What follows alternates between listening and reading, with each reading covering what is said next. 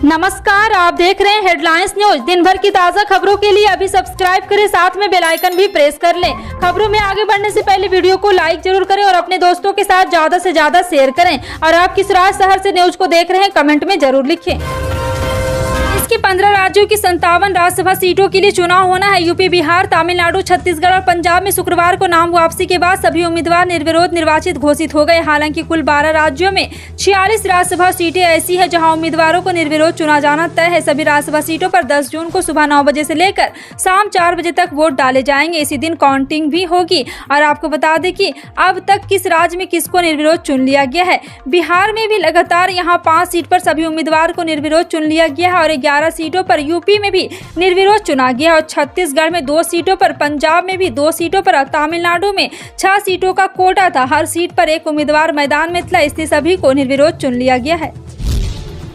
राष्ट्रपति रामनाथ कोविंद का पैतृक गांव परौख कई मायनों में खास है। इस गांव ने एक तरफ 2017 में देश को एक दलित राष्ट्रपति देने का काम किया, तो वहीं आज शुक्रवार को प्रधानमंत्री नरेंद्र मोदी के आगमन से फिर सुर्खियों में आ गया। पीएम मोदी के अलावा मुख्यमंत्री योगी आदित्यनाथ भी परौख गांव आए और उन्होंने कहा है कि मौजूदा लोगों को संबोधित भी किया। सीएम योगी ने कहा कि राष्ट्रपति का गांव परौख अब पूरी तरह डिजिटल बन चुका है। यहां पर इंटर कॉलेज है, 3 स्कूल है, कृषि मंडी है और स्वयं सहायता समूह भी मौजूद है। जोर देकर कहा गया है कि अब परौख एक आदर्श गाँव बन चुका है। उत्तर प्रदेश के कानपुर में अल्पसंख्यक समुदाय के पुलिस कर्मियों से भिड़ंत हो गई, जिसमें पुलिस पर पथराव किया गया है। इसमें 2 लोग घायल हो गए। यहां हालात तनावपूर्ण बताया जा रहा है। इस झड़प पर काबू पाने के लिए सुरक्षा बलों की 3 कंपनियों को संवेदनशील इलाकों में तैनात किया गया है।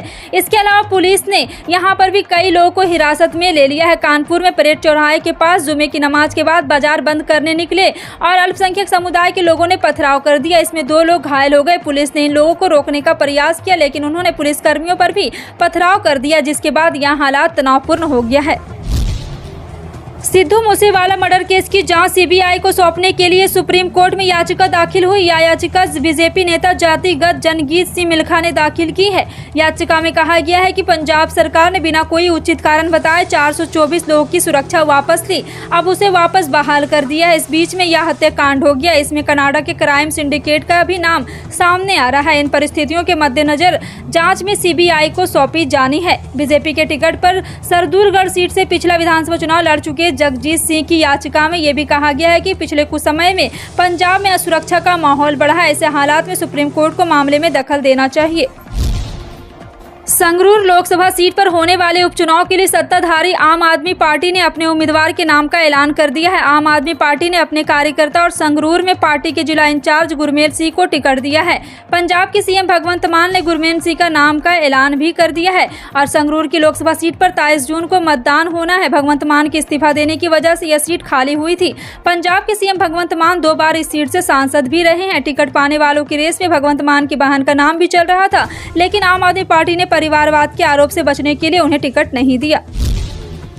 सब्जियों के दाम पिछले 1 साल में जिस तेजी से बढ़े हैं, लोगों की खरीदारी भी उसी रफ्तार से कम होती दिखाई दे रही। महंगी सब्जियों की वजह से लोग कम खरीद कर रहे हैं। सरकारी आंकड़ों पर नजर डालें तो अधिकतर सब्जियों की कीमत पिछले साल से दोगुना हो गई है। अगर सिर्फ टमाटर की बात करें तो दिल्ली में अभी 39 रुपये प्रति किलो के भाव से बिक रहा है, जबकि 1 साल पहले इसकी कीमत 15 रुपये थी। जी हाँ, एक बार फिर से आपको बता दें कि देश की राजधानी दिल्ली को छोड़ दे तो अन्य शहरों में टमाटर कई गुना महंगा हो चुका है। मुंबई में इसकी कीमत 77 रुपये प्रति किलो है।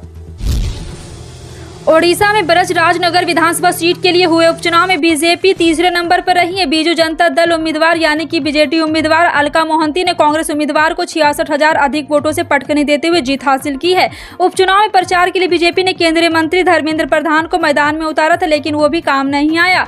स्थिति ऐसी हो गई कि बीजेपी तीसरे स्थान पर रही। दिसंबर 2021 से बीजेद विधायक किशोर मोहंती का निधन हो जाने के बाद इस सीट पर उपचुनाव हुए। बीजेद ने स्व किशोर मोहंती की पत्नी अलका मोहंती को मैदान में उतारा था। चुनाव में विपक्षी पार्टियों को पटकने देते हुए मोहंती ने 93,790 वोटों से जीत हासिल की है।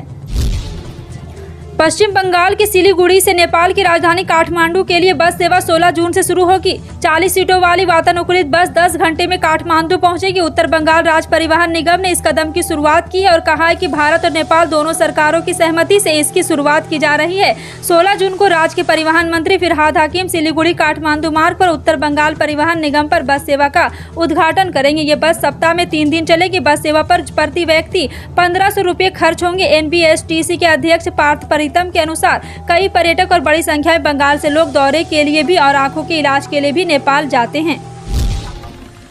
मुख्यमंत्री अंत्योदय परिवार उत्थान योजना के तहत हरियाणा में तीसरे चरण के अंत्योदय मेलों की शुरुआत 10 जून से होगी, जिसके बारे में जानकारी देते हुए मुख्यमंत्री मनोहर लाल खट्टर ने कहा है कि इसके जरिए प्रदेश के 1 लाख अति गरीब परिवारों की आय बढ़ाने का लक्ष्य निर्धारित किया गया है। वहीं इससे पहले 2 चरण के अंत्योदय मेलों का आयोजन हो चुका है, जिसमें लगभग 50,000 परिवारों को बैंकों के द्वारा लोन दिलाया जा रहा है। केंद्रीय खाद्य एवं वाणिज्य मंत्री पीयूष गोयल ने शुक्रवार को कहा कि गेहूं निर्यात पर प्रतिबंध के बावजूद कुछ व्यापारियों ने गलत दस्तावेज के सहारे निर्यात करने की कोशिश की है। गेहूं निर्यात के लिए रजिस्ट्रेशन कराने वाले ऐसे निर्यातकों की जांच शुरू कर दी गई है। जांच में दोषी पाए जाने वाले ऐसे व्यापारियों को कड़ा दंड दिया जाएगा। निर्यातकों की इन गतिविधियों को खाद्य सुरक्षा के साथ खिलवाड़ माना जा सकता है। कर्नाटक में हिजाब विवाद में एक कॉलेज की 6 छात्राओं को निलंबित कर दिया गया है। इन छात्राओं पर हिजाब मामले पर दिए हाईकोर्ट के आदेश का उल्लंघन का आरोप लगा है। एजेंसी के मुताबिक ये छात्राएं हिजाब पहनकर क्लासरूम में पहुंची थी। सभी छात्राएं दक्षिण कन्नड़ जिले के अपनेगेड्डी के ग्रेड कॉलेज की है। कॉलेज प्रिंसिपल ने बताया कि छात्राओं के निलंबन की अवधि खत्म हो रही है, जिसके साथ बाद छात्राओं को कक्षाओं में बैठने की अनुमति मिलेगी। भारतीय मौसम विज्ञान विभाग ने शुक्रवार को राष्ट्रीय राजधानी में हल्की बारिश के साथ आंशिक रूप से बादल छाए रहने की भविष्यवाणी की। मौसम विभाग ने यह भी कहा कि इस सप्ताह शहर में लू की संभावना नहीं, लेकिन दिल्ली में अगले 3 दिनों में अधिकतम तापमान 40 से 42 डिग्री सेल्सियस के बीच रहेगा। मानसून पश्चिमी हवाओं के प्रभाव के चलते तटीय और दक्षिणी कर्नाटक, केरल, माहे और लक्षद्वीप में और अगले 5 दिनों में भीषण बारिश का अलर्ट है। मौसम विभाग ने अगले 5 दिनों के दौरान आंध्र प्रदेश, तेलंगाना, तमिलनाडु, पुदुचेरी और कराईकल में छिटपुट बारिश की भी भविष्यवाणी की है। यूपी इन्वेस्टर समिट 2022 को संबोधित करते हुए अडानी समूह के अध्यक्ष गौतम अडानी ने शुक्रवार को कहा है कि उनके समूह की कंपनियां उत्तर प्रदेश में 70,000 करोड़ रुपए का निवेश करेगी, जिससे राज्य में करीब 30,000 जॉब क्रिएट होंगे। निवेश के बारे में विस्तार से बताते हुए अडानी समूह के अध्यक्ष ने कहा है कि इस निवेश में से 11,000 करोड़ रुपये पहले ही हमारे ट्रांसमिशन, ग्रीन एनर्जी, पानी, कृषि, लॉजिस्टिक्स और हमारे डेटा सेंटर व्यवसाय पर खर्च किए जा चुके हैं। उन्होंने कहा है कि हम सड़क और परिवहन बुनियादी ढांचे पर 24,000 करोड़ रुपये और क्षेत्रों से जुड़े सामानों पर भी 35,000 करोड़ रुपए का निवेश कर रहे हैं। गौतम अडानी ने कहा है कि अडानी समूह यूपी के कानपुर में दक्षिणी एशिया का सबसे बड़ा गोला बारूद परिसर स्थापित करने की प्रक्रिया में है। उन्होंने कहा है कि यह यूपी रक्षा गलियारे में निजी क्षेत्र का सबसे बड़ा निवेश है। उन्होंने कहा है कि हमारे बड़े निवेश हमारे जैसे विश्वास के जरिए है कि आज का उत्तर प्रदेश कल के भारत का डिफाइंस करेगा। दिल्ली के स्वास्थ्य मंत्री सत्येंद्र जैन की हिरासत के मामले में प्रवर्तन निदेशालय की याचिका पर दिल्ली हाई कोर्ट ने फैसला सुरक्षित रखा है। निचली अदालत की पूछताछ के दौरान जैन के वकील की मौजूदगी शर्त को चुनौती पर फैसला सुरक्षित रखा गया है। कोर्ट ने दोनों पक्षों की दलीलें सुनने के बाद फैसला सुरक्षित रखा है। सुनवाई के दौरान ईडी के वकील ने दिल्ली हाई कोर्ट को बताया कि दिल्ली के मंत्री सत्येंद्र जैन से हवाला के जरिए धन शोधन के मामले में पूछताछ के दौरान वकील के साथ रहने की कोई तुक नहीं है। वे इस केस में गिरफ्तार है, लेकिन राजू ने तर्क दिया है कि हालांकि जैन को गिरफ्तार कर लिया गया है।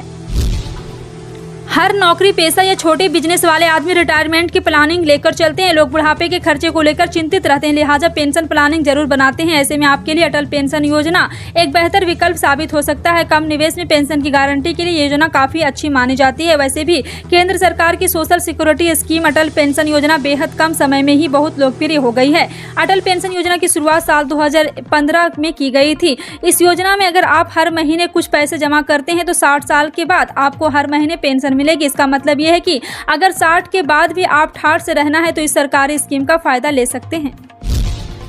देश में कोरोना के मामलों में फिर से तेजी देखी जा रही है। देश में 3 जून को 4,000 से ज्यादा मामले सामने आए, जो कि गुरुवार की अपेक्षा 8.9% ज्यादा है। इनमें से अकेले केरल में 33.9% केस है। यहाँ 1,370 नए केस मिले हैं। कोरोना के अधिक मामले वाले राज्य को केंद्रीय स्वास्थ्य मंत्रालय ने पत्र लिखा है। इनमें तमिलनाडु, केरल, तेलंगाना, कर्नाटक और महाराष्ट्र शामिल है। स्वास्थ्य मंत्रालय ने अपने पत्र में इन राज्यों को निर्देश दिए हैं कि सभी इन्फ्लुएंजा जैसी बीमारी और कोरोना के मामलों की निगरानी करें, ताकि संक्रमण के प्रसार को प्रभावी ढंग से ट्रैक किया जा सके।